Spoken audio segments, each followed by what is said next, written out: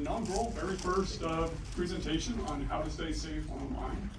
We are going to be holding these seminars every 6 months or so. How many of you, might be the very first time you're ever hearing something along these lines? Okay, pretty good, about 40%. My name is Arthur Press. I am a longtime resident here. I was born and raised here. My father actually built the very first police station, and my mother's right here in the audience. Yes.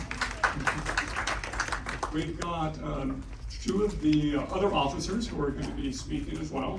This is going to be kind of, feel free to ask questions. It's going to be a lot more, it's less than me standing up here and lecturing the whole time, and more interactive. So feel free to ask questions. Feel free to ask the detectives as well. They are going to be bringing real life scenarios. So they've kind of got the cool stories. I'm kind of the vegetables, unfortunately. I'm going to have them introduce themselves. Hi, I'm Brooke Edney, detective with Palm Springs PD. Currently, I'm assigned to property crimes, which is all the fraud, the shopliftings, theft by false pretenses, and anything related to fraud, basically. I've been here in Palm Springs now for almost 2 years. Prior to that, I had 8 years experience with Indio Police Department, and prior to that, 3 years experience with an agency in Alaska. So I've been in law enforcement for about 13 years, and I will say that fraud is probably one of the worst things that can happen to anybody, because we all care about our money. So hopefully you get something out of this. Like Arthur said, feel free to ask questions. Hopefully you enjoy our stories. If you want anything to elaborate on that, just let us know. This is my partner, Detective Doherty. Hello everybody, my name is Detective Alex Doherty. I've been with the City of Palm Springs for 13 and a half years with the Police Department. Prior to that, I was with the LA County Sheriff's Department for 5 years, so roughly 18 years of law enforcement experience. I've been an investigator, detective for 6 years, handled lots of hundreds of fraud cases, all different types, so I'm sure we'll have some stories or some scenarios for you guys. Thanks for coming. Oh, and here's our captain, Ariza. You thought he was going to speak away. Yeah, I'm just in charge of AV. I was coming up to fix this feedback. But Gus Ariza, I was going to say lieutenant, newly promoted captain. Been with the organization for about 26 years. Got here in January of 2000. So sometime back in about 2009, I did what Brooke was doing, working fraud and property crimes. So I've been there, done that, but it's pretty interesting, and you'll hear some of the stories from both the detectives, just how complex some of these things have gotten, because a lot of the technology wasn't there back in my time. Also with us, we have PNC Bank Manager, Sal. I'll let him introduce himself. Thanks for having me, everybody. Like Brooke said, my name is Sal. I'm with PNC Bank. I've been with PNC for 4 years, but in the banking industry for 10.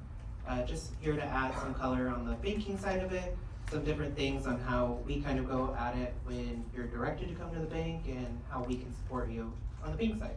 Yeah, thank you. Okay, if you can't really see the presentation, here is the online version. It redirects to my website, and you have to scroll just a little bit down, and you can see the PowerPoint. I'll wait for, like a lot of people are using it. We were going to do handouts, but we figured this is going to be a little bit easier. I'll wait for everyone to do it.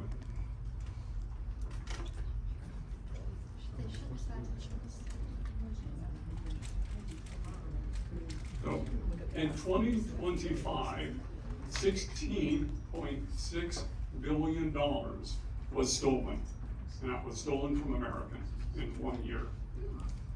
To put that in perspective, how many people here have a Whirlpool, a KitchenAid, or any of those types of dishwashers or anything like that? Their revenue was about the same. But the scammers have really they have no boundaries. They have No customer support. They've got, all they need is a $10 internet connection, and they need a few computers. Now, the scammers have changed. It's no longer, a lot of people, they tend to think it's someone in their basement. It's, right now, what we are starting to see is it's evolved. They've got payroll systems set up. They've got HR. A lot of times they're operating out of countries where they import them and then they take their passports so they cannot leave. This has become a corporation essentially, where you've got mass cubicle farms, and from 8 p.m. until 8 a.m., these scammers are working. Walmart last, yeah. Just to put it into another perspective, Captain Ariza looked it up today. Just in Palm Springs, there was $1.4 million lost in theft by false pretenses. So that's somebody calling and pretending to be somebody else, a businessman coming in offering work, pretending that they're gonna do the work when they don't do the work. So 1.4 million just in Palm Springs alone. Yeah. And then that, once again, that's all profit. Walmart's profit, how many know Walmart? Yes, was about $19 billion. Now let me put this also in perspective. Have you heard of any of these companies? Uber, Tesla? This is the revenue growth, not their stock price, how much their revenue has gone up since 2021. The scammers' revenue has increased 300%. They were one of the highest growth stocks if they were listed on the S&P. So, as Brooks said, why does this matter? Last year, the seniors in America were scammed out of $5 billion. The average amount stolen from everybody across the country was right around 19,000. However, for you seniors, that amount was about $83,000.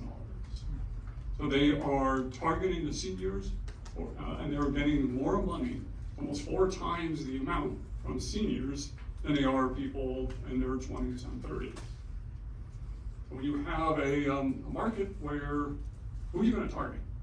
If you have a target market, are you going to target someone who's 20 years old, who's going to hang up and, well, you only get 19,000, or are you going to target a senior where you can get $83,000?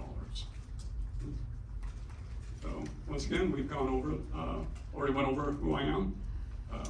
I was 15 years in IT security, and I also was with the Ventura County Sheriffs for about 6 years. These are the 3 golden rules.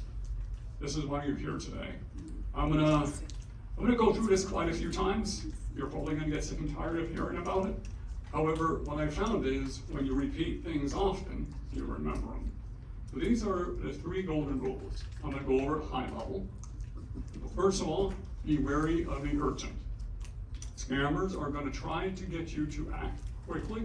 They're gonna try to short circuit your brain when it's starting to think and saying, oh, maybe I should not fall for this. By using speed, they can, it's a lot easier to influence people. Be suspicious. I'm gonna teach you what be suspicious. What are the 3 things you need to look out for that almost all scammers do. And then finally, I want you to talk to someone. This, talk to someone, breaks the scammer's mentality. It breaks their grip. Because once you start talking to people, once you start talking to your bank rep or one of the local police officers, you break their ability to manipulate the situation. Just to reiterate the number 1, be wary of urgency. Have any of you ever gotten a phone call from one of these scammers? Or email or text message from the scammer, and it's always quick. I need the money now. I need it fixed now. We have a bank representative here who I'm going to put on the spot that will explain to you that there's no bank that's going to want the money now. So over the last 10 years, I've worked for 3 large bank institutions, and what I'll say to that is, when they're calling you and saying, you need to go to the bank right now, we're gonna close your account, you know, we're putting a freeze on your money, I'll tell you one thing and one thing, the bank moves slow. Unfortunately, no matter how quick, I mean, think of any instance, the bank is minimum 1 to 2 business days before anything is gonna happen. So just think, you know, when they're calling you and they're asking you to act for urgency, continue to just question, be suspicious, like Mr. Press is gonna talk about, but really just think, hey, you know what? It's not gonna happen as quickly as you want it to. Just like when you put a check in the bank, right? The bank's gonna hold it for a day or two, minimum. Same thing with anything that's gonna be happening with your accounts. The bank moves slow, unfortunately. Or fortunately in this case. Thanks. And that's what, that's what Sal was saying, and that's what we're trying to say is, if you realize that you don't need to act quickly, you're gonna break their spell. And a lot of times what we also see is not only the urgency that they're breaking, is they do the appeal to the authority. They've got, unfortunately, the people with the guns. We are starting to see now that we don't really know where it came from, but actually you can probably talk to us now, is they're talking that they come and they say, we're from the Federal Trade Commission. Now, how many of you think the Federal Trade Commission is going to give you a call and ask for gift cards? So, yes, every time I try to pay my fines, I don't pay it with gift cards either. So it's, we see the urgency and they want to short circuit the process. And that's what once you start learning this, once you start seeing what they're doing, you could, like I said, you could break their cycle.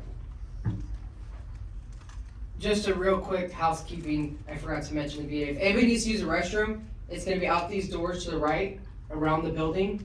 Okay, not far, it sounds like it's far, but it's really just around this building. And the code is 459 pound. So out these doors to the right, 459 pound. Okay, so top 3 golden rules. The first one, urgency. How many of you have gotten the emails from, what do they call it, the toll road saying, you're told, you have to submit a toll for X amount, or we saw you driving. They do this often. They're gonna do a few things, and what I'm gonna do is, I'm gonna show you this, and then what we're gonna do later is, I'm gonna have a few of the scams up that are real life scams that we've run across. I'm gonna give you the ability to look at it, and then it's somewhat audience participation, so if you're shy, you don't need to participate, but if you want to, we're gonna show you exactly what these are. The urgency. We see a lot of times is they give countdown timers. And yes, we've seen it where they say, detectives will be sent to your house in 30 minutes unless you pay us a fine.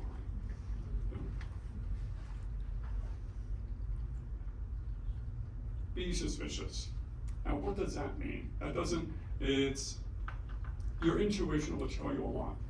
However, there's a few things that every scammer is going to do that's going to, I wanted to raise alarm. And this is what I also want you to start telling other people about. When we say talk to someone, I want you to talk to, one of your seniors in your community, one of someone who you feel might be more vulnerable to this, and say, if you have these 3 things, stop and call me.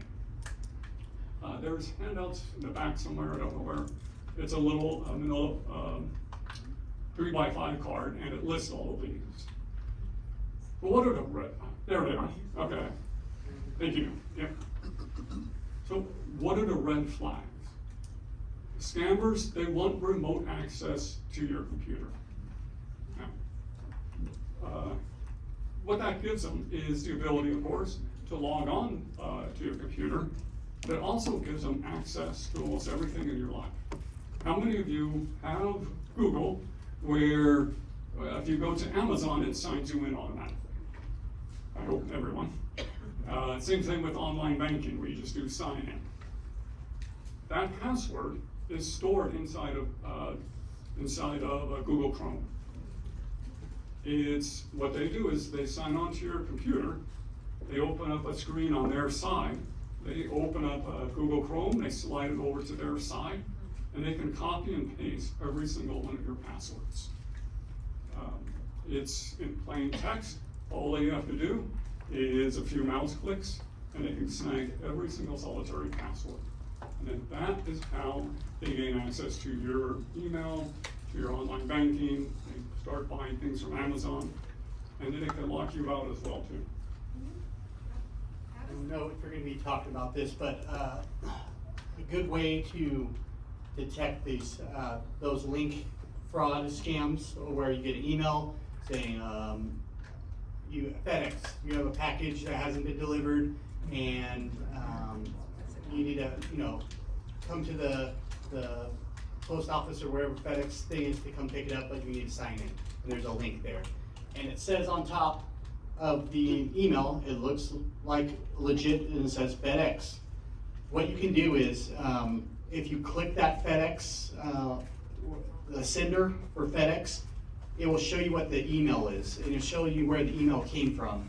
And it will not say FedEx, it won't say anything about FedEx at all. It will just have some random numbers, some letters, and then at, like a Gmail, at Yahoo, something like that. So that's just one thing to look out for when you are getting those emails, to go up to the top, click where it says FedEx, or the sender says FedEx, and it will show you the actual email. And anything other than a, whatever corporation's email that is. So for FedEx, it would be customer support at fedex.com or fedex.org. That would be a legit email. Anything else, don't click on the link. There's a question in the back? Arthur, thank you. I misunderstood one thing. You were using the bank sign-in as the example of sign-in, correct? You weren't saying that that would be where the scammer would attack. Is that, or was I wrong? Did you say the scammer could actually access that one? They can access, yeah, so the question was kind of what occurs when they start stealing your passwords, or they have that online screen on the, on their screen. They can do both. They can immediately, sign in, and once they sign in, every single solitary, you can do this kind of tricks, every single web page is edible. So if you go to your online bank, I can change any number on there. So I can, put in $150 million is my bank account balance, because it's an edible form. So what they can do is, yes, they can sign in immediately on that other screen, and then that's how they know how much money they can scam out of you. And then what they do is then they copy that password down, and since they have remote access to your computer at 2 a.m., they can start it, move that Google Chrome over to their side, so you don't see anything, and log in later. Okay, so, I'm missing something. So you're saying anytime we are actually going online onto our bank account, we could be getting, If you had a scammer gain remote access to your computer. so how do we determine whether or not we should be doing online banking? I think you're missing the component. So the initial component is something pops up on your screen. You're on your computer, something pops up, you click it. So like another term, clickbait. You click it. That's to bait you in, like a just like you're phishing. I missed the. As soon as you do that, then now they have all your passwords. We all have our passwords saved on everything. Does that make sense now? Okay, there's a question over. Another I question? was just gonna, go ahead. Yeah, I was just gonna ask a similar thing, how do they get remote access? I know one time I called, Microsoft, it was legit, and he was helping me get rid of something on my computer and had a little, app. He downloaded so he could kind of see it, but that was all legit, I let him do that. So But he because found- of that, because the question is he's done it with Microsoft where it was legit, where they can come in and remotely look at your screen. It's the same with working for the PD. When I have an issue, I call IT. IT is not in this building, they're across the street and they can look at my screen. So there's remote access. The problem is because there's that, now we have scammers that are hacking the system. So what they're doing is they know that there is legit processes like that, and now they're using it to their advantage to gain access by calling you and saying, hey, I'm Microsoft, when they're really not, and now you're clicking, doing the clickbait and getting in. Did you have another question? No. No? Okay. Go ahead. You said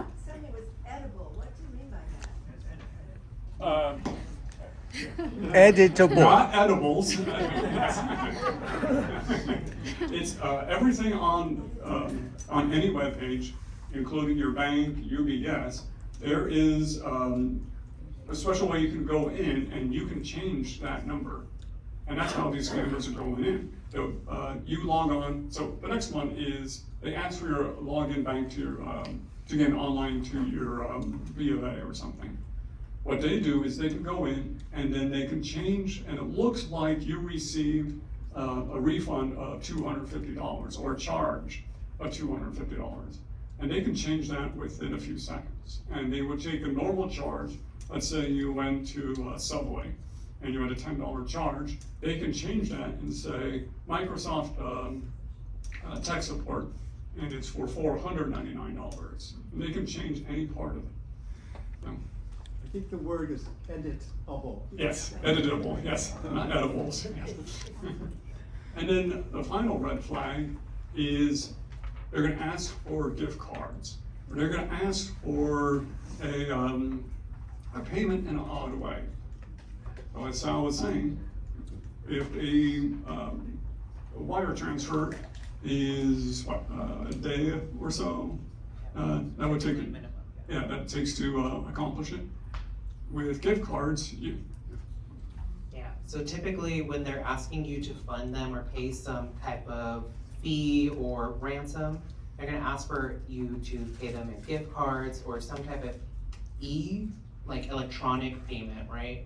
So the reason they're doing that is so they can instantly take the money out of your account. So as soon as you give them that gift card number, as soon as you give them, send that Apple Pay, Venmo, Cash App transaction, that's to them. That Zelle transaction as well. So just be mindful, you know, if you're paying something, right, you pay your water bill, you pay it directly to Desert Water. Same thing, if you owe a fee, you're gonna pay it directly to, when you pay your property taxes, directly to the county, right?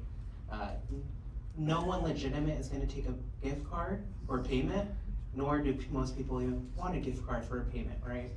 So just keep that in mind while having these conversations. and now there's Bitcoin ATMs. How many of you heard of the Bitcoin ATMs? Yep. This is the newest scam that they're doing is, and instead of going to get a gift card, they ask for Bitcoin. Now, why do they ask for Bitcoin? It's untraceable. And then the second you send that money, it's gone. The recovery rate for any Bitcoin scam is less than 1%.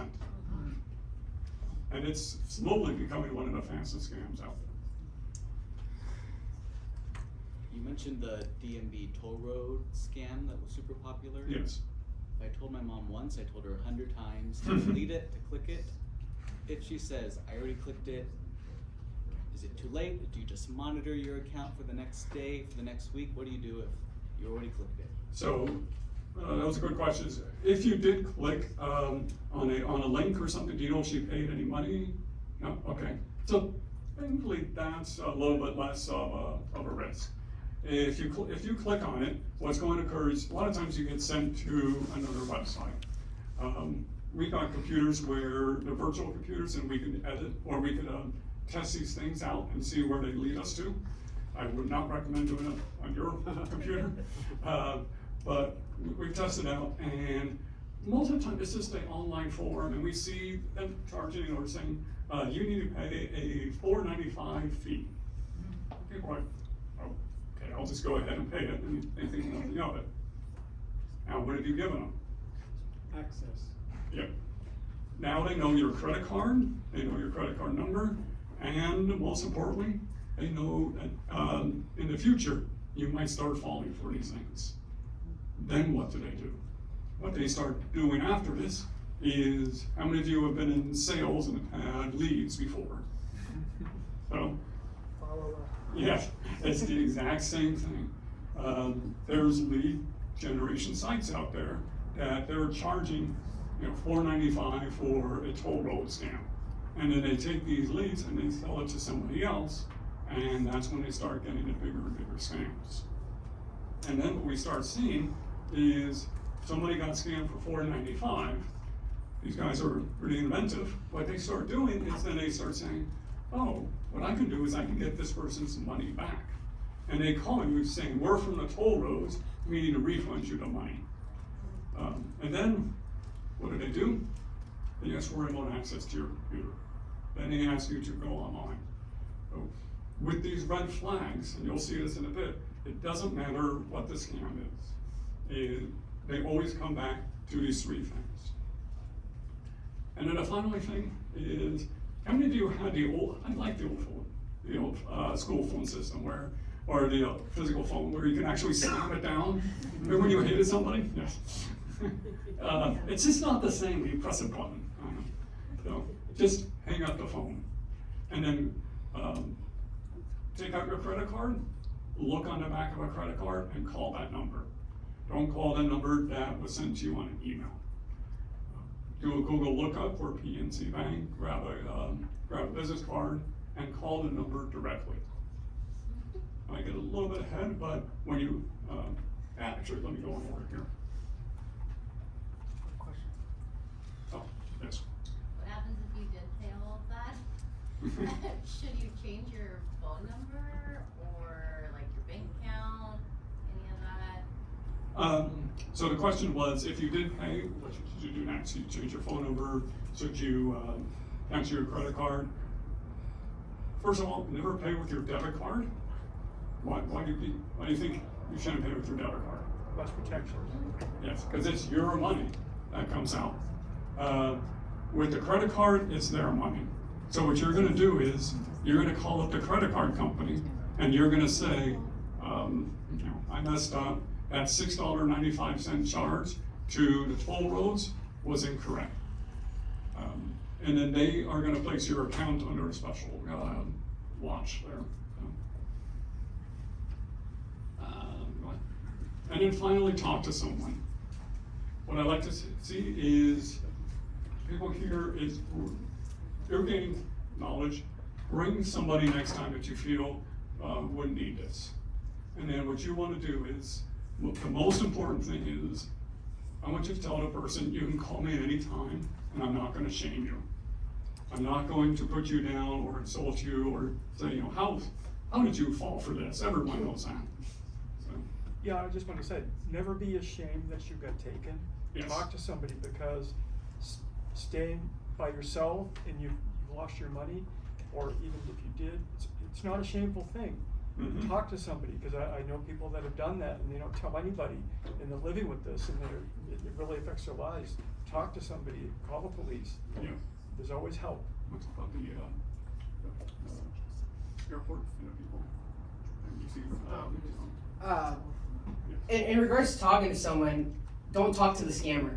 Yeah. So that should be number one, because these scammers are actually really good. They know how to befriend you and make you feel comfortable, especially if you're lonely or your family's far away. Somehow they're figuring out all this knowledge about you and then just trying to befriend you or become a lover.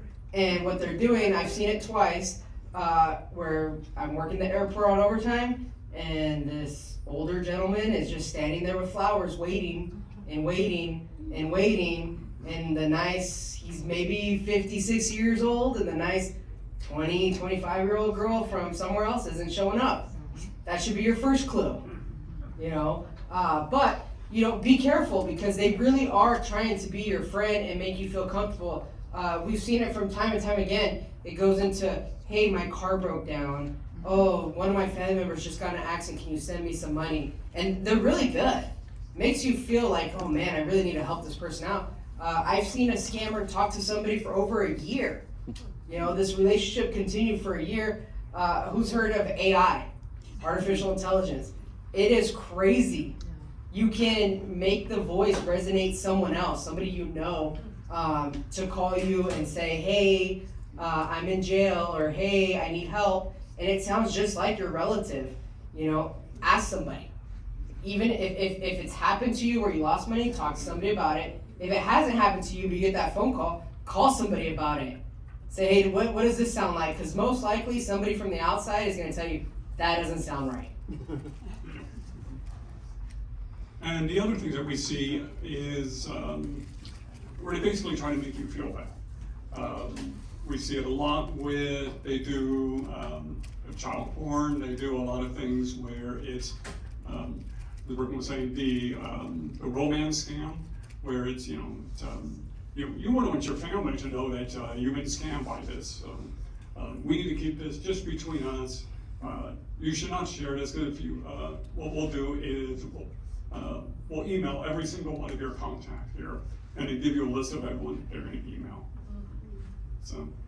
Best Buy has a geek squad. Is that dangerous?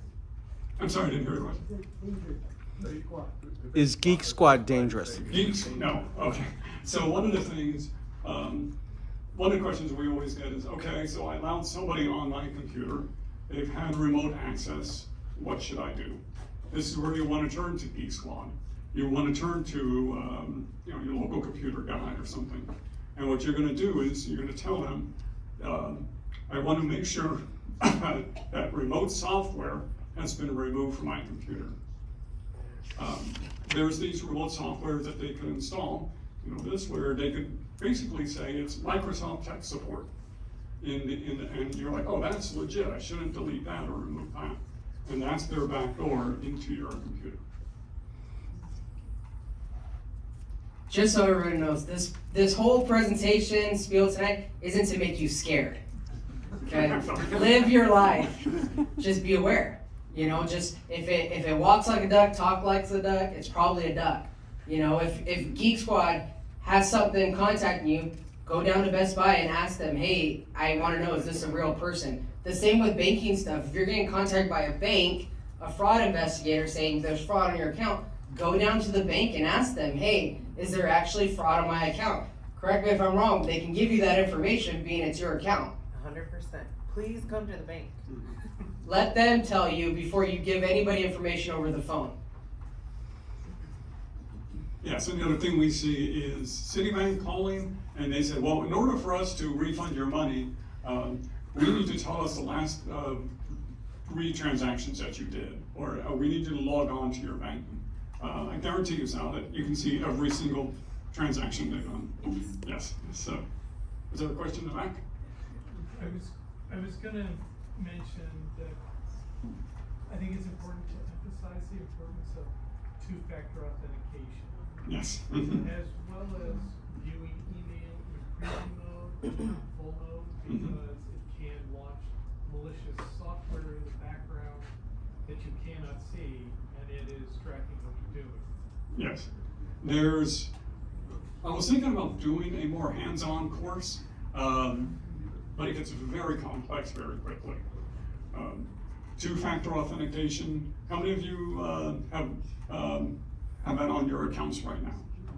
Okay, pretty good number. What 2-factor authentication is, you log on to your bank and it sends you a text. Or you have to log on to an app and type in a 6-digit number. Do your reps know how to do that? Okay, good. Yeah. So if you don't know how to do that, if you have someone who has no clue, just go to the bank, bring your ATM card and your cell phone, and talk to one of the bank managers, and they can set that up. Conversely, I know you can call BOA and get it set up on the phone as well too. Next question. You gave an example which I did not understand. Yes. You said an example about, tell me that you're talking to your bank, or you think you're talking to your bank, and they ask you to tell you your last 3 transactions. Was that a legitimate or an illegitimate? Well, it's illegitimate. So a lot of times what they do is they pretend that they cannot see your account due to privacy. Okay. And what they're gonna do is they're gonna say, I need you to log on to your bank. They're gonna try to confuse you, and what we're seeing is, they say, well, I need you to bring all this information to me so I know you are who you say you are. And then what we hear people on the line is they get confused, and then a person says, or the scammer says, no problem, man, I will do this for you. Just log on to your bank and give me access. Okay, I said I've never had a bank do the first thing. Yes, where they call and ask you. They do sometimes require you to get some identifying information. Yes. But it's a trusted If you password call the that phone you number on the put back of your something. credit card, you're gonna be fine. So. Okay. Go ahead, another question. Just because you mentioned the talking to someone, I got an email scam about a year ago requesting a Bitcoin, go to this website, buy this amount of Bitcoin, send it to this, but the email also said, do not contact the police, do Yes. not contact anyone, do not contact your family, like, we're already monitoring your account, we're gonna know if you do. And I did not sleep that night, it like scared the heebie-jeebies out of me. Yes. Eventually, the next morning, I told my friend, we realized that the email they were targeting didn't make sense. It's the email where I pay all my bills, and just the next morning with a clear mind, like, it all sort of was illogical, but because they mentioned to not contact anybody, it was an effective scare tactic. Yes. So, the question or, statement was, you got sent an email and you were almost in the process, it was almost in the process of, sending payment, but then you realized it was a fake and you said no. Well, we see that so many times where, the transaction, you stop the transaction in time. Unfortunately, what they did is, every time they send an email, they, invisibly, they, can embed a piece of code so they know whenever you click on that link, or how far you went through that website for them. And then unfortunately, you get on that list. So what we sometimes advise is if you did get caught, or if you did, click on something, go to Geek Squad, go to another, trusted, computer person, and ask them to make you a new email. And then it's a process, I know, it's, moving that over, the contacts and everything over to the new email account. Next question. This gentleman over here mentioned looking at your emails in preview mode. Preview mode, yes. Preview mode, it's a little bit less of a threat. What that means is you basically look at the subject line and you look at the title, and if you think, you know, I don't really need one of the detectives from Palm Springs Police isn't going to give me a call, I just go ahead and delete that email. But there is, if you use webmail, it's less of a threat versus a program called like Outlook or something. So, once again, this gets very complex very quickly. So we want to kind of keep this a little higher level. So to sum up, what are the top three? First, what you want to do is, what did everybody say? Be very urgent. Watch out for the top red flags. That's getting you remote access to your computer, getting remote access to your online banking, and then payment in a odd way. And then finally, what you want to do is talk to somebody. Next is, I'm going to probably turn over to Sal for a little bit here, is reaching out for help. There's, if you want to take a picture of this, once again, this will all be available on my website. And I'll probably try to email it to everybody in PDF format as well too. Who should you call first? Call Sal. And then when you call, don't call them directly. You don't want to get a call at 2 a.m. Probably not. Message, I'll call you back. Yes. But you're gonna wanna use a specific term. The term you're gonna wanna do when you call the bank hotline is say, I think I've been a victim of fraud. That is going to get you to a whole different group, an elite group that all they do all day long is deal with this. So, yeah. Yeah, so just to build a little bit on that. So once you say, you know, I've been a victim of fraud, like Mr. Press was saying, you're gonna get directly to your bank's internal fraud department. From there, these are analysts, these are people, representatives, and all they do all day is work with fraud cases. They're gonna know the right questions to ask you. Hey, you know, what information did you give them? Walk me through what happened. They're gonna be able to assess from the information that you gave them your next steps, right? Do you need to go into a branch and open a new account? Do you need a new debit card? Do you need to seek additional help because the level of fraud that you've been subject to is, you know, warranted of making a police report, you know, so on and so forth, or contacting the FBI. So on there, you know, of course, make sure that you're reaching out to your bank, make sure that you're using the phrase that you've been a victim of fraud so that you can get the correct process started. From there, get a case number. So every time that you make a fraud claim, there's gonna be some type of case number, claim number, service request number, so on and so forth. Please ask that from your bank so that you can reference it with the next step. Reaching out to the local police department, so the Palm Springs Police Department or wherever you live, right? You can provide them with that request number so that when they're working your case, they can call the bank directly and say, hey, I'm working this case, you know, it's this number, helps expedite that process. Of course, there's the FBI, what's called the IC3. So the IC3 is for any cyber crimes that are happening, right? So you go on there, you file a report, and you explain what happened during your interaction with that fraudster. What that's gonna do is gonna be able to help the FBI be more effective in their fighting of cyber crimes, so that they can correlate multiple people's information to understand how these fraudsters work and how their organizations operate. With that as well, you can reach out to the National Elder Hotline and then the Riverside County Elder Abuse Hotline. There's one more on there that I wanna add, and that's the FTC. So the FTC specifically is meant to protect consumers in cases like this. So with the FTC, you can call a local field office or their toll-free number. They also have a like a form that you can fill out on their .gov website too, so that you can provide that information to them as well. So, can you add the wire when they send them into the bank and they tell them not to? Oh, yes. One more thing, sorry, that's my assistant manager back there, so she's adding a little 2 cents. So, when you go into the bank and we're asking questions, I'm gonna be super blunt. We don't necessarily care what you're doing with your money or who you're giving it to, right? We don't care if it's to buy a new car, if it's to fund a business venture. We're asking to make sure the story makes sense, right? If you have a loved one and they're in jail and they're saying they have to get this money immediately, that's a red flag to us, right? If you're saying, oh, I'm buying a house in Palm Springs, I'm moving here, you know, I think it's very important to be forthcoming with information because we're not asking to be nosy, we're not asking to be in your business.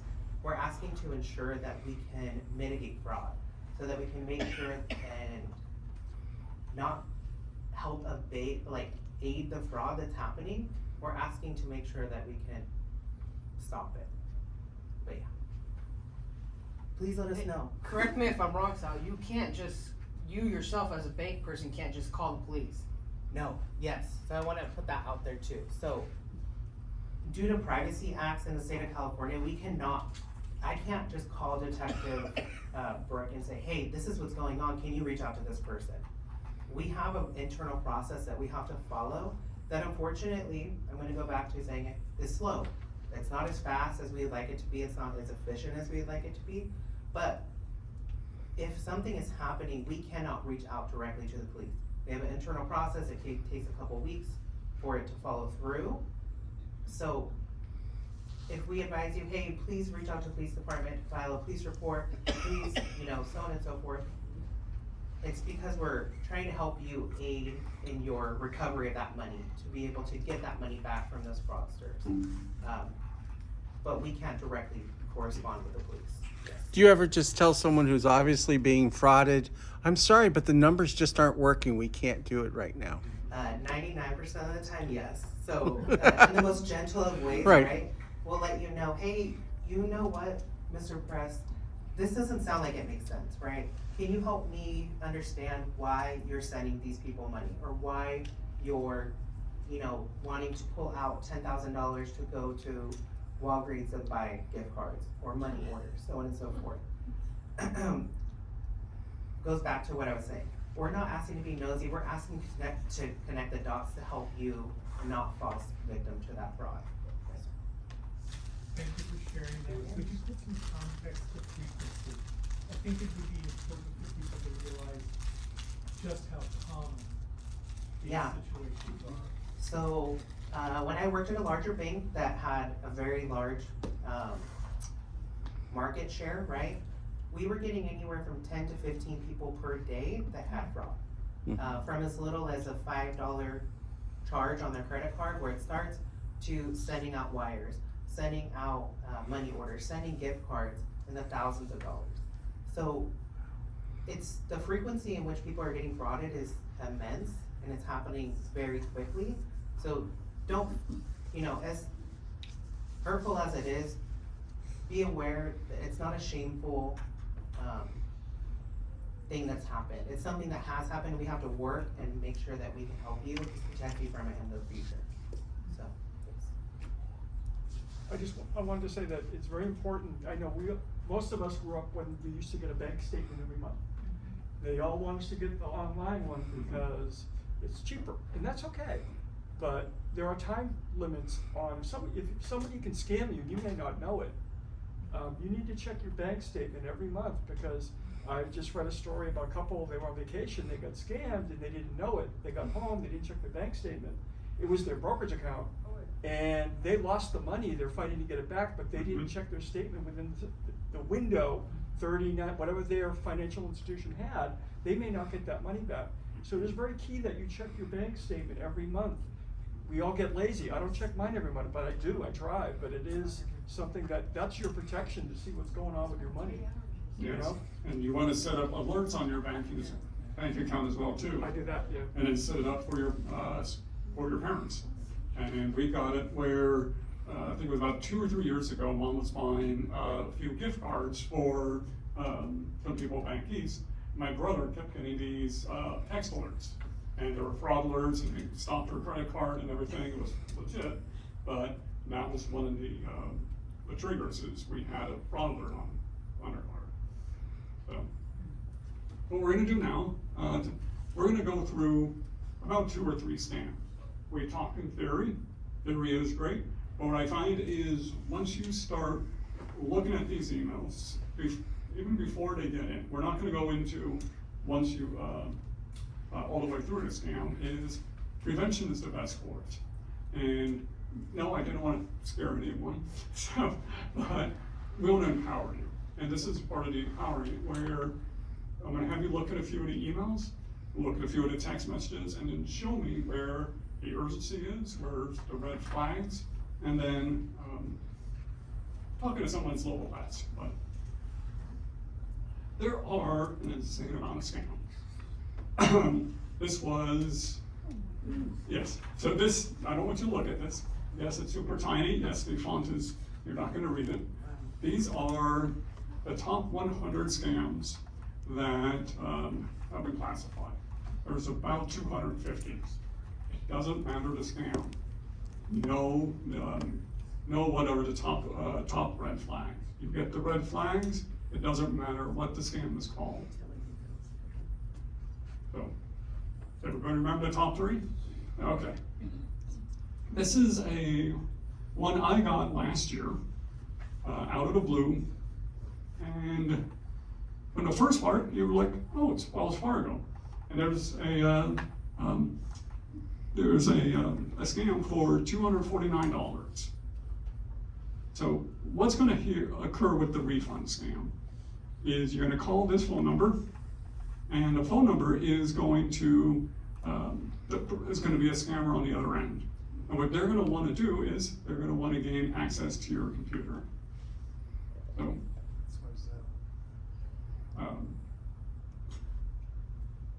where's the urgency? Zelle payment the same day. It's showing that it's completed. You're like, oh my gosh, I already sent $249 to an unknown person. What are the red flags? Phone number is the same twice. That's a bit off. Anybody notice the date? In America, that's not how we write our dates. Yes. And then online payment done receipt. Yeah. So, this is slowly going away. The misspellings is what their scammers are doing, is they're running everything through AI. And what they can do is say, we need to send out this form to our clients. They're not gonna say, we're scammers, we're trying to rip people off. They're gonna say, we need to get this form better, make the English perfect. And then finally, isolation. They don't say, call your bank.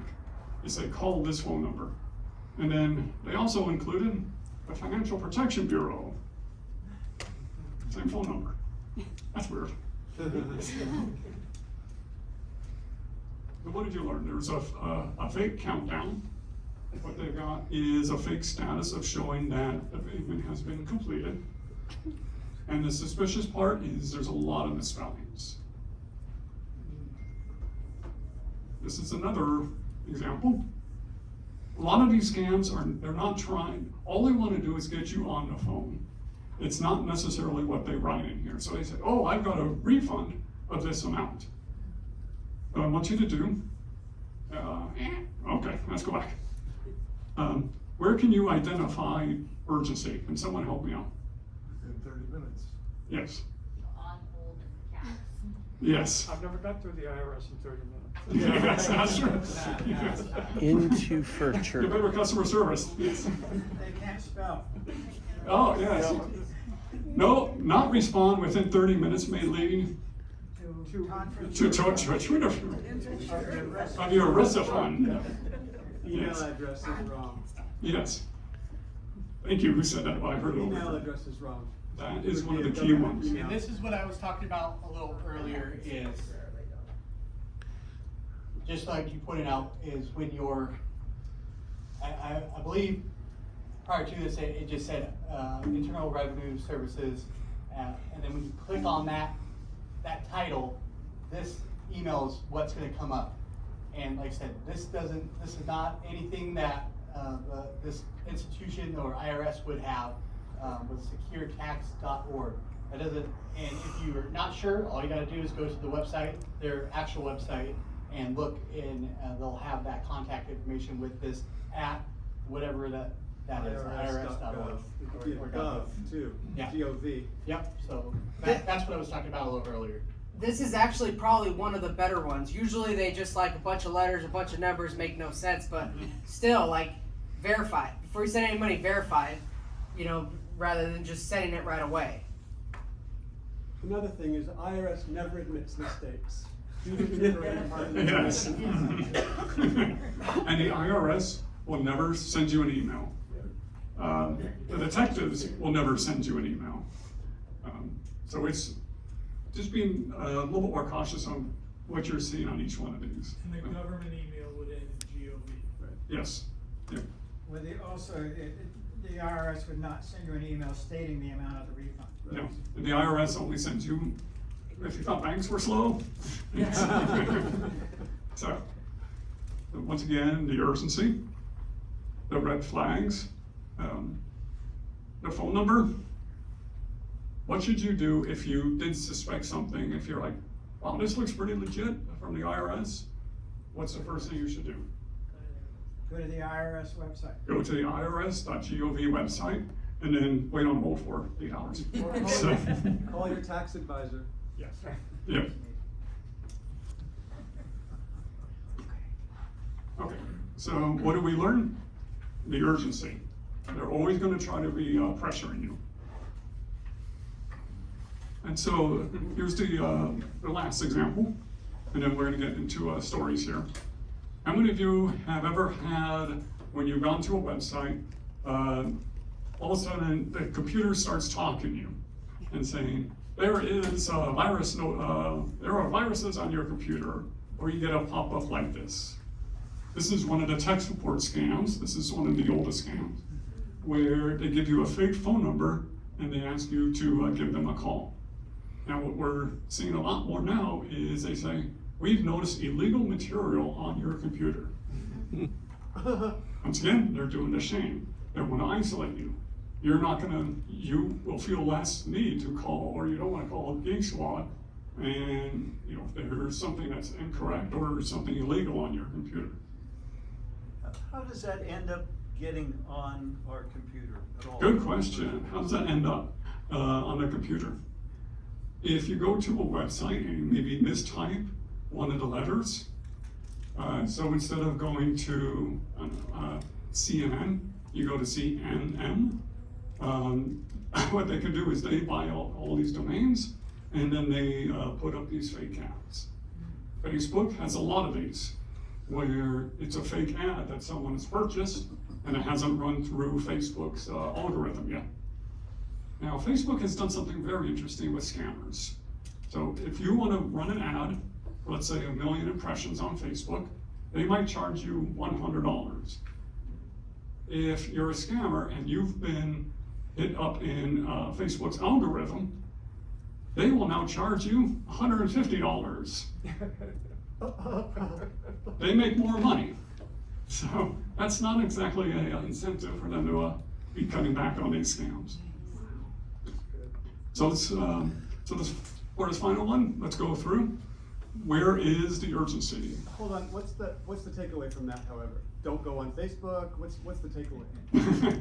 Yes, well, there's a, Just be aware. yes. Okay. Be aware. Thank you, Elsa. Live your life, be aware. Yeah. Yeah. Mhm.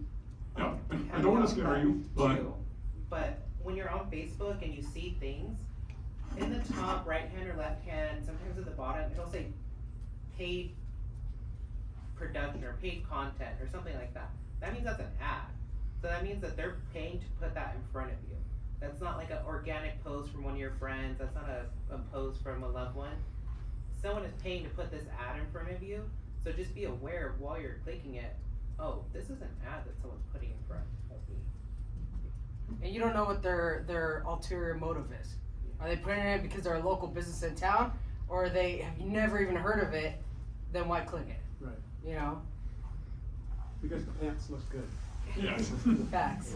They're not $2.99. No, they're not. Keep that in mind. Oh, it's Temu maybe. Right? Temu. So the elements are 15 minutes, automatic account suspension, I don't know what that means, but immediate action required, illegal online activity, and everything might be suspended. I used to like when he used to lock the browser, because I used to go to my neighbor's house and unlock it for him, because he thought it was. Yes, so we see that, you see that a lot where it locks up your whole computer. Now, what should you do when something doesn't work on your computer? Turn it off. Restart, thank you. No. And then the isolation, once again, they're gonna have you call the phone number from Microsoft. Microsoft is not gonna ask you to call them. They frankly don't care. So, and then, how many of you have heard of the grandson scam, the granddaughter scam? These are getting a lot more prevalent. And Brooklyn, I know you can talk to that. We recently had one of the things, but basically, I took a picture. This is me next to, I was in Iceland, me next to a waterfall. And then all they need is that one picture, and they can put me with the police. And then they have a federales working with text messaging. Did you get out of jail? Did you get out of jail? I got out of jail. You paid a lot of money. So let's get into some real life scenarios in Palm Springs, and also in the surrounding area. Talking about that last one, I told you I used to be an officer in Indio, and I had one, I even got duped. Like, I thought it was so real. We had this family call in, excuse me, their father was coming across the border, and then they got scammed saying, hey, we've captured him, he's locked in a house in Indio, and they had really, really good video. It didn't show the face, but the whole body, the sounds, I mean, I even believed it, got the FBI involved, thinking this guy was actually being tortured in Indio. But it was really just that, they just wanted money. But that's how good it was, to the point where I called the FBI because I was like, this just seems way too real. The family was adamant that was their dad's voice, and unfortunately, dad just didn't have his phone, and it took about 24 hours for dad to call and say, hey, I'm safe, I have my phone. So be wary of that. It's a really, really good scam, and it happens a lot to the elderly community. I mean, how many of us talk to our grandkids every single day? You know, I can tell you I didn't call my grandparents every day. So if somebody called and acted like me, they'd probably think it was me and send over the money because they haven't heard my voice in who knows how long. So that's a good one. Are there any business owners in here? Okay, so a new one that I've seen, I've had 4 in the last 6 months. I don't know where it's coming from yet. Somehow, these scammers are getting knowledge of your businesses. They know the owner's name, the manager's name, they know somehow that there's a safe there, or they're assuming there's a safe there. I've had 4 in the last 6 months where the scammer calls the business, the employee answers, and it's a scammer on the phone, plus a voice that sounds like a manager. Sometimes the manager's there, sometimes the manager's not, and this manager is telling the employee, go into the register, pull out $400, and go deposit it in a Bitcoin ATM. And the employee does it. Then they come back, and the scammer is calling again, saying, now go into the safe, pull out $700, go deposit that. I had one where the employee actually broke down the office door to get into the safe because they thought they were speaking to their manager on the phone saying, go ahead and do it, I need this money now. The most recent one I had was the employee gets a phone call on the business line, and then they said, hey, we need to talk to you on your personal cell. What's your number? Calls the number, and then the employee is still taking money out, taking it, and it isn't until somebody else is intervening. I don't know where it's coming from, most likely another country, but explain to your employees these scammers are doing this now where they're calling these businesses to get money out of your registers, out of your safes, and always depositing in Bitcoin. You know, I'm not that smart. I don't know what Bitcoin is. I couldn't even tell you how to use it, how it works. So if you're an employee that doesn't use Bitcoin, tell them that I don't know what Bitcoin is, so don't ever deposit money in there. The other ones, most recent ones that we're having is somebody is calling you and saying, hey, I'm a fraud investigator with such and such bank. Your account has been compromised. I need you to go to the bank, withdraw this money, and then go to another bank and deposit the money there. We had one recently where the Uber driver was standing by outside the bank to get the money. That's not common practice for a bank. They're never gonna give you the money to an Uber driver. It's happened so much lately where they're even coming to your house, you know, because they're on the phone and the urgency of we need the money now or your account's gonna continue to be compromised, and you go pull out the money, you go back home, they're saying, hey, we'll send somebody to the house to come pick it up. They're driving to your house, parking a block, 2 blocks away, walking to your house, you're handing them the money, and then they're leaving. I had one where they mailed the money to another state, and the investigator said, put the money into a magazine, but put it in different pages, and then mail it to me. It just doesn't sound right. I don't know of any bank that would ever do that. So don't do it. That's where it's the urgency, call and talk to somebody. Does this sound right or does this not sound right? Because to me, this doesn't sound right.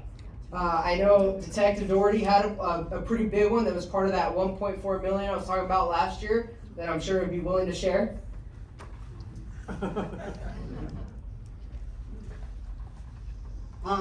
We'll go through that in a minute. This is more of a personal fraud story, I guess. But like I said, the big one right now is that we're getting is the bank calling and saying the investigators calling and saying your account's compromised, and we're actually getting people coming to that house. That's the main one that we're dealing with.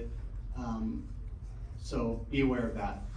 Like we said, anything with cards, ignore. Or if it gets to that point and you think it's real, once they're telling you to buy gift cards, Green Dot cards, Visa cards, iTunes cards, and they're gonna have you scratch off this number and tell them the number, you're done. You don't need to think something's happening, or hey, this could still be real. It's not real. If there's any form of gift cards as a payment, ignore it. You're free to ignore it. You will not get in trouble. We will not be, any law enforcement agency will not be calling you, telling you that you have a warrant for a subpoena or for a missed jury trial or unpaid traffic tickets. That all comes through the court and it will be mailed to you. There will be never anyone calling you for that. So if you get that call, you already know it's not real. For this, I guess we can go into some frauds that happen in person with real people that live in the city. Right now, I'm currently investigating. I can't tell you too much details because it's still in our investigation, but we had a prominent, I guess, home remodeler, construction worker, or construction company defraud fraud about 10 different victims, probably about $3 million. All I can say for that case, I can't really tell you too much about it, but get receipts. Don't take this person's word for it. A lot of this particular situation, the owner of this company would befriend all his clients and really smooth them up and develop a relationship to where those clients ignored red flags, ignored things that they should have been already questioning, but due to the friendship that they believe they built with them, ignored that stuff. A lot of people like to talk on the phone and want, if you're in that kind of a dealing or a business deal, or someone's doing some remodeling to your house or anything like that, get a lot of the writing in text or email, or a lot of the communication of what's going to be happening in that. Hey, we're starting this project in 2 weeks. Hey, can you text that to me? Because a lot of it's over the phone to where it can't be kind of recalled back, and it's just a he said, she said kind of situation. So I wish I could tell you the whole story. Maybe one day I will, but still under investigation. Yes. Here's a scam I have that just came in. Hey, Team DNC, we need a massive grassroots response to blah, blah, blah. Make a 2x match donation here at dem-par-ty, party, get it, .org/L/8GTHLS. Obviously, that's a scam. Yeah. Okay. So scam, delete and report scam. Yep. Great. That's what I do. The IRS, we're seeing a lot. I've got a whole Political thing ones. about the IRS. And it's, we can refund your money, or we can, reduce your tax debt. So it goes with the seasons. So, really quick, just going into that again, remember, don't be scared. Okay, get work done on your house if you need to get work done. Use the services that are available. Just check and verify. And like this, if you're having work done, make sure you're paying for the work that's being done. If somebody asks for a bunch of money up front, usually that doesn't sound right. If it sounds too good, it's probably too good. I've had another case where a caretaker took advantage of the person they were taking care of. Luckily this person, what they did was they had that caretaker, a picture of his ID, driver's license, his insurance, vehicle information. Get all that information. We were just talking about like preserving evidence, using text message, using email rather than just a phone call to verify over the phone. Have it something in writing that can help us down the line. He brought up earlier about checking your bank statements. Majority of the fraud cases I have, the fraud happened 5 to 6 months ago, sometimes a year ago. I have one that just came on my desk that started back in 2015. Where's the check and verify? If you own a business, check and verify what's going on. That's your business, that's your livelihood. The same as your account. That's your money. Verify where your money's going to by checking your bank statements. If you don't know how to check them online, then go down to the bank and make sure they're still mailing them to you.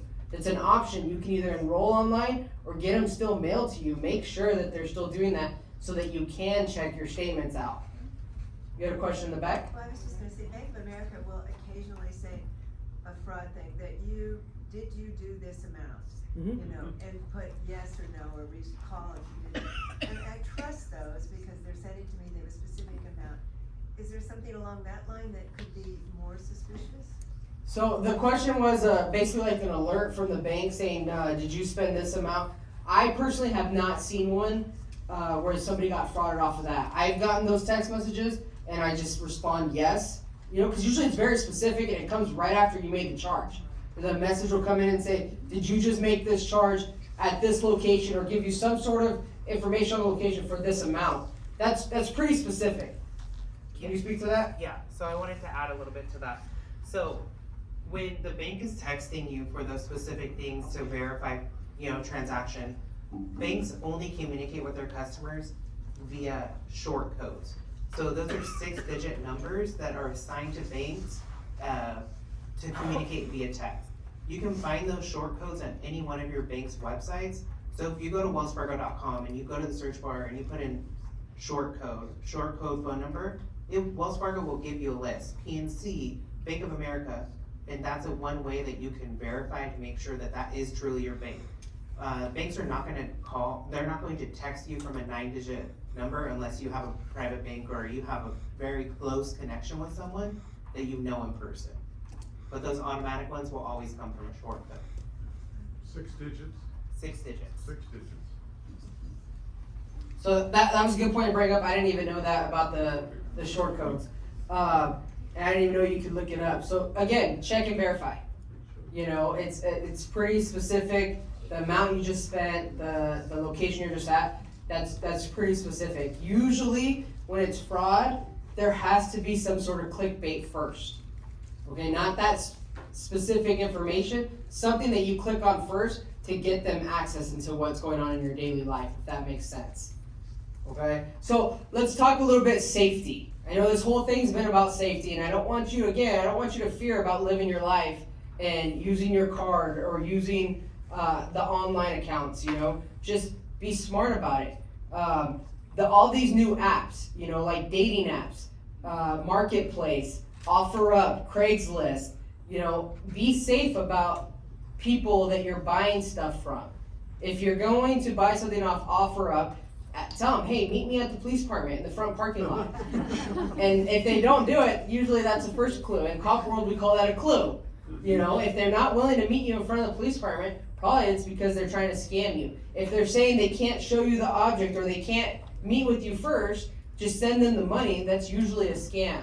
Dating apps. If you go to that IC3 website, it will talk, which is through the FBI, it will talk about one of the worst scams are romantic scams. Like I said, I talked about earlier, it's just people are lonely. We all want a little bit of companionship, and that unfortunately comes in a scam sometimes if it's online. I used to be a school resource officer in India and spent a lot of time with kids, and it's amazing what happens online now. I've had students that they're talking to me about a boyfriend that they met on Instagram, and I try to explain that's not a boyfriend. Like that's just something weird, that's not normal. So and it happens to adults too later on in life. They're lonely and want some companionship, and then you start feeling sorry for them, or you get on these apps, because you just want fun for a night. Be wary, be realistic. If it looks too good, it's probably too good. You had a question?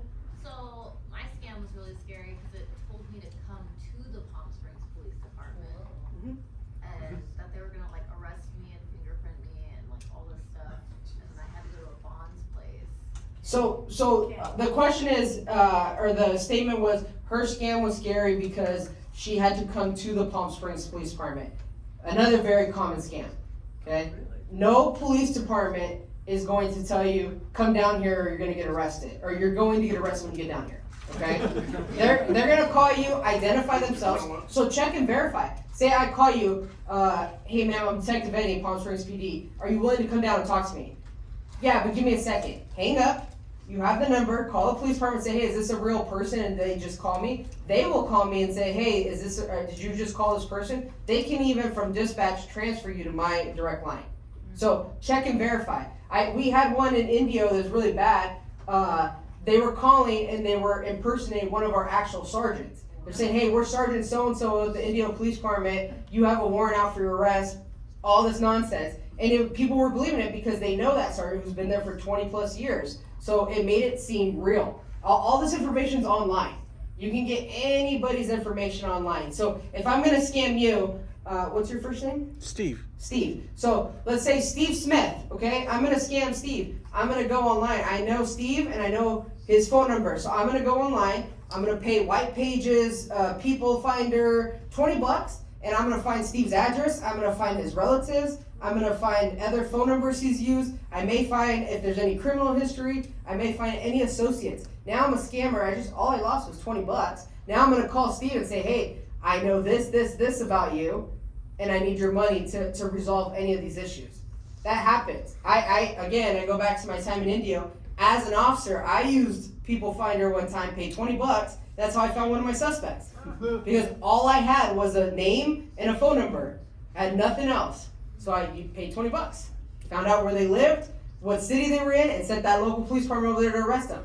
So it's very easy to get information online. Just be wary, check and verify. Any other questions? Go.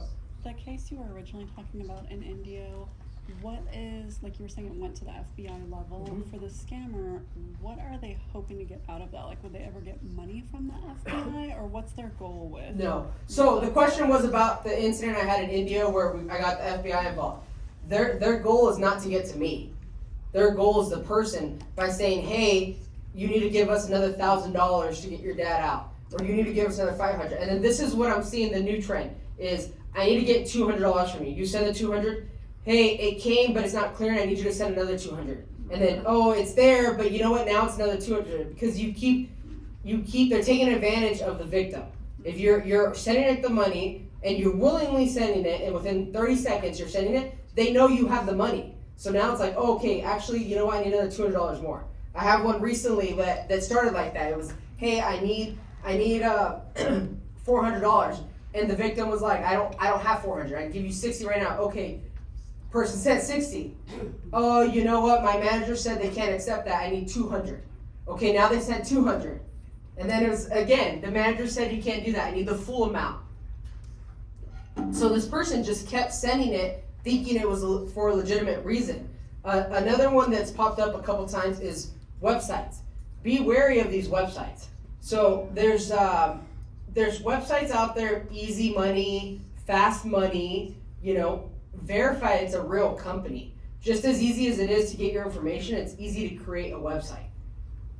And you put numbers on there, like I have one that I was looking at today, and it's a company, and it has their address on there, and when I went to the address, it's an apartment building in another city that said it was like just sold last year, this one apartment.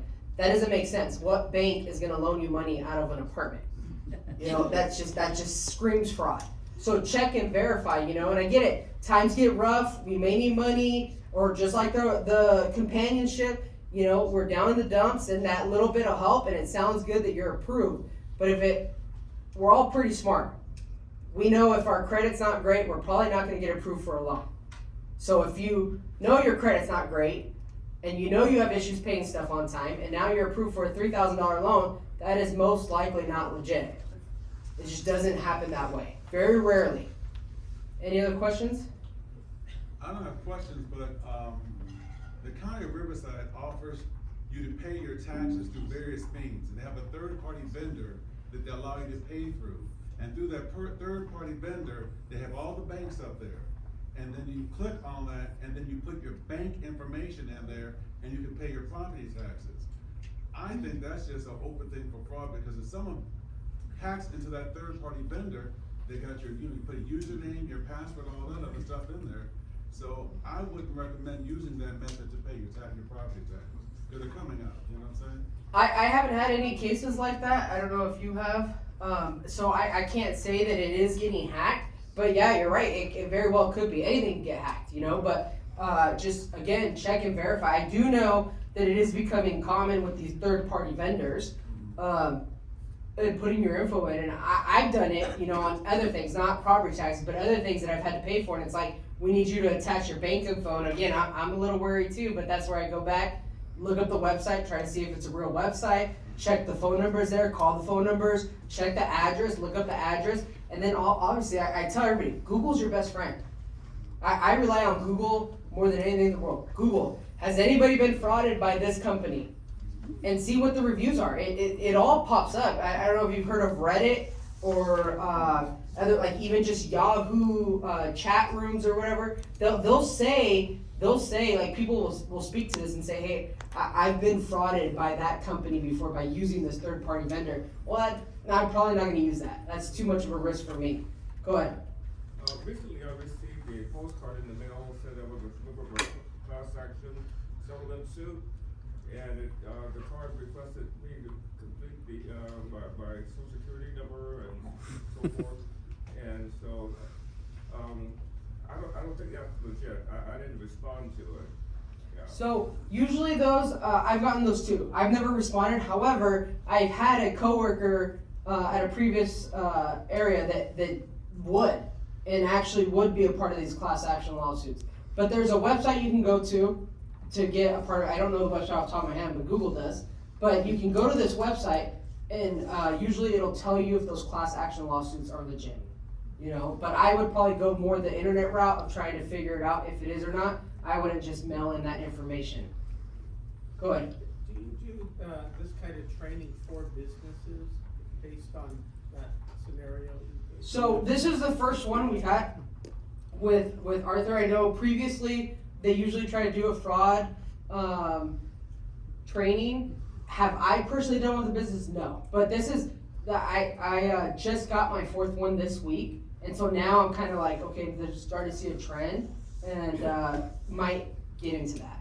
Have we yet? No, but it is something that I've been thinking about because it's something people need to know. Do you know the Main Street, what's called Main Street Business Association, Joy Meredith Brown, who owns the Crystal store downtown, but she's in charge of that. She might be a good contact. Okay, get with me afterwards so I can get that information. So I used to, I work for an big IT company, and we used to have, and I used to do monthly trainings. And we had about, probably about 2,500 employees across the world. And we had about 4 or 5 of us who were 100% dedicated or full-time to IT security. And what we noticed was it took about 10 seminars to start seeing the decrease in the amount of people falling for email scams, start learning, what they need to do. And it took a good solid year of every single solitary month of doing trainings for it to be an impact. So we're glad you're all here. We definitely want you here the next seminars and everything. We're gonna be holding these. Spread the word too, let your friends know. Go ahead. Well, I was just saying, the two things that I could garner from this is predominantly we're switching, but predominantly the scams have been through the phone, where they can ask and have an an immediate action on the scamee's part, right? And that's done with the phone. It seems like it's switching, could be, more to a digital where it's online and there's still gonna be the urgency that you talk about. They're still gonna want you to do something now. But instead of having the immediacy of a phone call, it's now being transferred to. I would see it's a mix of both. Here locally, it's a mix of both. Most, all my cases seem to be either the phone or online. It's not one or the other. So I'm getting a good mix of both. So in California now, we have a different kind of like reporting requirements that we have to report to the state. So the numbers aren't fully accurate just based on my little level of trying to do some research. And I will tell you that from what I gather, from January to today, there's already been over 52 reports of fraud. Which is pretty significant. That's almost at least one a day. You also have to remember a lot's not getting reported because they're scared, they feel embarrassed. It's the shame of not reporting it. And some people go straight just to the FBI website, put the information in there and leave it at that. So the number is 11-fold. So if you had 52, that's maybe about 600 people have been scammed in 3 weeks, or 7 weeks. Last year in Palm Springs alone, we were between 270 and 300 total. So it's pretty significant, and again, some of those are by phone call and some of those are by online. A lot of the online ones I see now are more clicking on an email, or the person applies for something that like a loan, and that information gets transferred over to something else, and that's how they get the remote access to the computer, by doing the loan. I've had several of those apply for a loan, they get approved, and then it says, oh, I need this from your online to be able to gain access to your bank statements, to make sure you are approved, and then that's how they're getting the money. Is the person who is, so people are occasionally on my computer to fix whatever I fouled up. So I've given them access and they're doing whatever on my laptop. When they're done, they still, I mean, I sign off, they sign off, they no longer have access. Can they still access my PC? Yes and no. Yes, there's absolutely software where, like I've had it with B of A, where they just signed on and they did something with my business account, and then they signed on. Right. That's pretty safe because I'm dealing with Bank of America.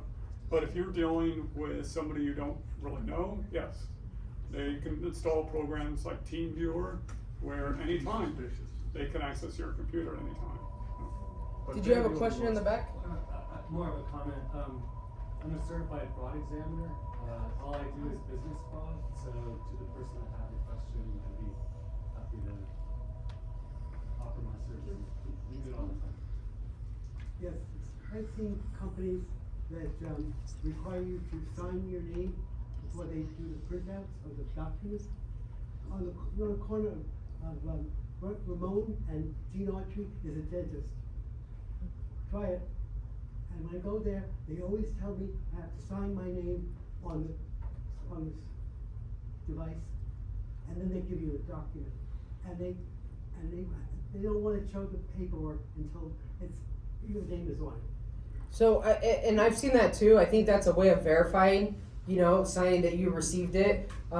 If you've ever signed there before, they might have an example of your signature on their screen. They may be comparing. But I've had that too, where I have to sign a little thing and then they give me my paperwork. I think if you're in a business, you're probably safe, it's more probably for their end to verify you are who you say you are, and then they have a record of who signed to get the information. But when the paperwork came out, there were things on there that were more expensive than I knew. What do I do in that case? So in that, you would probably dispute it with them, because essentially what you're signing for is just to receive the documents. You're not signing that you agree to whatever's on there. You're signing because that's their process of releasing the documents to you, unless they're specifically telling you, like, you need to sign this, and that's, ask them, am I signing this to get the documents, or am I signing this that I'm agreeing what's on the documents? So verify. I mean, so you're sick with something and you need to get help. Should I call the police? I mean, you can, but at that point, there's not a crime. It's more, you have to verify, you can dispute with their manager, ask to speak to their manager, and ask them for some clarification. So ask them for more clarification, and if you don't feel comfortable, then walk away. Go ahead. So as a tech person, I'm the one that family and friends call. And to the point is, it's never the grandkids or the kids that are calling. It's the friends and family who are senior citizens. And the other characteristic of those senior citizens is they're very trusting. So as you say, go out and live your life, but don't be afraid. I'd rather say, be afraid.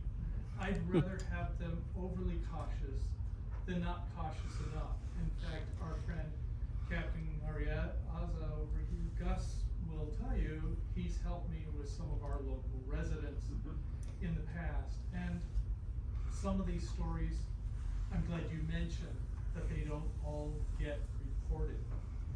And one other consistent characteristics of some of our senior friends has been, and two of them this week called for this, please don't tell the family.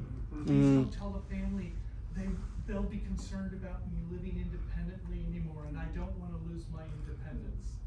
And it's a very genuine fear for them. And unfortunately, it's because they're so trusting. It's not because they're not smart, it's because they're overly trusting. So being suspicious, I'm so glad that was a cornerstone of what you had to say. And I'll give one example. A dear friend who was a long, long time resident here in Palm Springs. Over 2 episodes in 2 months, she got a hold of me and she was scammed out of over $1 million. She had to sell her family home and move in with relatives in Chicago. And it quite exceeded $1 million. She's a very smart woman, senior citizen, just incredibly trustworthy. So some of the technical stuff that you or I might talk about, short codes of two-factor authentication, may go over people's heads. But I think the emphasis is on be more suspicious, try not to be so trusting, even though it's one of your best characteristics, it's also one of your greatest vulnerabilities. And I want everyone to be like, sorry, what was your name, sir? Paul. Paul. Many Be like, reach out to a person that you know tonight or tomorrow and tell them, I'm here for you. There's gonna be no judgment. If you even suspect something's occurring, you know, I'm retired or I've got all the time. And then a lot of times we see seniors who, they don't wanna reach out to the police. Or, oh, I just don't wanna waste their time. It's like, we'll call them together and we'll walk through this together. I'll go with the IC3 website, or we'll go to the bank together. So be that person. Thank you. Question over here.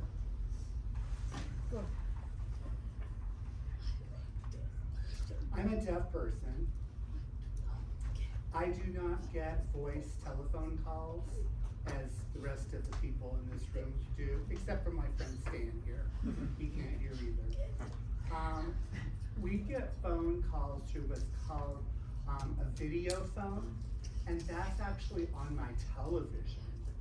And it has a camera where they can see me, and I can get a telephone call, and it goes through an interpreter. Now, for the longest time here, last few years now, I'm not answering that video phone anymore. I'm actually waiting until they call and leave an actual message. And then if the message is, you know, and that's delivered through American Sign Language to an interpreter, and then I can see that message, and if it is indeed genuine, I can call back. If there's no message left at all, and I don't recognize the telephone number, I do not call that number back. Now, today, I have an iPhone here with me, and it's telling me that my phone is ringing on my video phone at home. And I look at the number, I don't know who that person is. There is no name attached to the number. It says unavailable. And I guess that basically means there's no name attached. There's no name available for me to know who it is. Again, it's not, you know, where I'm gonna run to the end of the room and quickly answer the phone. I'm gonna wait. I get a lot of these types of things, and I guess that they're probably spam. Spam is trickling through. So if I can get this number, if I give that number to somebody to investigate it, would that help you? Like I got fraud callers, and should I be reporting the numbers to somebody or to you? So you can do a couple things. You can, at that point, it wouldn't be a fraud just getting the phone call, but you could report it to us and say, hey, this number's calling me. We can look it up and see if it even verifies as a real number. Or that FBI website as well. You can go on there and there's a selection on there to input these phone numbers. If you keep getting them and believe that they're fraud, they keep track of that, and at some point, you know, if they get a huge number of phone calls from the same exact number, they will start to investigate on their end. You know, it doesn't hurt us to call us and let us know, hey, do you know this number? It might be a number that we've been working before and we don't know it. So call us and just say, hey, I just want to let somebody know this number is calling me as a scam. Again, will it be an officer response? Maybe not, but it at least is just information or intel for us. And also, if you are scammed, we want you to fill out that form on ic3.gov. What that does is that gives us, the numbers that we know 16.6 billion was stolen, but it also frees up money in DC to help fight this. It gives us FBI agents, it gives local police departments, captains, say, yes, I want you to help out. So it does help. So if you think, well, the money's already gone, what's the use? What we've seen a few times is they actually do take down these fraud rings, and sometimes people do get their money back later. But that is a good principle, if you don't recognize the number, don't answer. Let them leave a voicemail, especially if it's one of those private, no caller ID. I mean, it's very rare that those come in anymore, but if it is that, let them leave a voicemail. Officers will sometimes call you from no caller ID. Majority of them, if they want to talk to you, are going to leave you a voicemail saying, hey, this is Officer so-and-so, Detective so-and-so, please call us back. If they don't leave that voicemail, then it's probably not that important. If they leave a voicemail and it sounds like a scam, don't call them back. I get phone calls every single day. Don't think we're immune to this. I probably at least, I don't know what it is, it's like an uptick, like I'll get no phone calls for like a week, and then every day I'll get like 10 phone calls. And they leave a voicemail every time, and I just go in there and I block the number, and then it comes back and they start calling it again. I go back to the principal when I was a kid that my mom hated. She would call me, leave a voicemail saying, call me, and I would never call her back. She would ask me, why didn't you call me? I'm like, because all you said was call me. What does that mean? Like, what did you need? Tell me what you need, or text me, let me know what you need. If it's somebody that's important that wants to talk to you, they're gonna keep calling you, they're gonna leave a voicemail saying, hey, it's so-and-so calling back, or they're gonna text you. It's the 21st century, we all text. So if it's not doing that, it's probably a scam or not somebody real. Have you gotten more cases where I hear there's a scam for Venmo because it links to your phone number? Someone will deposit, say, $300 in your account, and someone will call you and say, oh my gosh, I accidentally gave this to someone else, and can you please return it? And so when you return it, you think it's all said and done, but what it was a stolen credit card that they sent money to you, and then when the bank takes it back, you're out the, say, $300, and the scammer got your $300. So me personally, I haven't had a Venmo one, but I have had somebody's bank account. I'm not that smart, again, I'm not a technology person, so I don't know how this works, but the frauds that I've had are somebody's calling and getting your bank information and depositing $700 in your bank, and then calling and saying, hey, that was an accident, I didn't mean to send that to you, I need you to send the $700 back. I've had victims say they look at their bank account, they see the $700, but it's pending, so they're sending them $700 back, and then getting either overdrawn or they're out the $700. So there's ways to do it. I haven't seen personally Venmo, but that is happening. Unless you know that person personally, don't send them the money back. It's a scam. And then first thing you do, call your bank and have them block your account because clearly somebody has your account information. What I would say to that too is Venmo, Cash App, Zelle, your bank, we have internal processes to help if that does happen, right? Tell that person, call your bank, call Venmo, call Cash App, whatever. Businesses are gonna have internal processes to help mitigate that error. It's not your responsibility. They send it to you, they already went through, they should have they go through 3 verifications before you send any type of money. That's their mess up. Let them go through the process. It's an urgency issue, right? So it's going back to they want you to feel pressured to do something, let it ride. Let them live with their mistake. I've also had it where people get those fake checks in the mail, where you just got like $25,000 and they're going and depositing it through an ATM or some sort, and it's popping up in their bank but pending, so they go out there and start spending money when it was never a real check. So now they're out the money. Not necessarily somebody else is gaining, but you're just out the money. Did you have a question in the back? Yeah, is there any privacy settings that you could recommend cookies, restrictions, or Scam Shield, Norton, LifeLock, anything to slow down these people from accessing our computers to make it cleaner? It's really hard to do that. I was thinking, do I include a slide and everything about antivirus or VPN, two-factor? And there's so many things out there that you can do. The most important is two-factor on your bank, so that way people just can't log on. The other thing is you want to just let the person go to voicemail.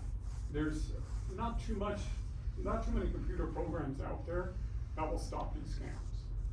So, What about the emails that are in the scam box? Can you slow that down somehow with a shield, Scam Shield, or Norton? there's cloud providers that do filter that spam, but if your email is out there, it's really easy to get the emails past the scam provider. Do you think you can develop a technology to trace these wires coming? If I did, I would be a millionaire. Yeah. That's So the like, future though, right? But like I said, I used to run large IT security firm. That's all, or a group. That's all we did all day was try to stop these scammers from getting in. And to put it in perspective, we had about 2,500, 3,000 people. My budget was about 12 million a year, and they still got in. It always came down to the end user, and that's why I didn't do anything techie up there. So all my presentation, there wasn't use this technology, old school was use an Apple instead of a PC, use an iPhone, whatever. That's become a lot less. The mentality is the most important. So you recommend Apple? I use iPhone. I like the iPhone. I can't hear you. Yeah, okay. I use iPhone just because it's kind of a shielded garden, but I know a lot of people don't like it because of that same exact thing. It's not so shielded. Exactly. Come on. Yes. So. Could you talk a little bit about when traveling away from home, how safe or not safe, or what to be aware of when using Wi-Fi sources that are, different than your own home Wi-Fi? Yes. The question was about how safe is Wi-Fi when you're traveling. It's not safe at all. There is a little box that you can get. It's called a Wi-Fi pineapple, and I can make up any name that I want. I can make Starbucks, and I could override Starbucks' own Wi-Fi, and all the traffic that goes through Starbucks, that Wi-Fi, I can see and I can read. Now, it's a little bit less with banking, it does secure it, but what I would recommend is, at that point, is yes, use what's called a VPN. And there's, I use private VPN, so anytime I'm on a Wi-Fi like this, I turn that on and it encrypts the traffic. But they can still see where I'm going. So they can still see, I went to Bank of America or something. But yes, and definitely when you're traveling, so actually I take that back. The biggest thing is make sure you have backups. We've seen a lot of times where people are traveling, their cell phone gets stolen, and they've never backed their cell phone up. So the second most important thing is make sure your computer is always updated. That was 90% of the challenge when the security group was making sure all 2,500 computers were updated within 3 weeks. Because that's the biggest threat against viruses. But it's not going to stop the scammer from calling you and having you get hit hard. All right, any more last questions here? I'm kind of losing my voice here. You recommend a good VPN? It's called private internet access. That's the one you use? That's the one I use. Yeah. And it's, they've got a free version and another one. It's just maybe $40 a year or something. Thank you. Mm-hmm. Is using a VPN ideal over using like a portable hotspot on your phone where you're creating your own? Good question. So the question was, should you use a VPN or a hotspot on your cell phone? Always, if you can use it, use your cell phone. Yes, I know there's, some techies will say, oh, you can go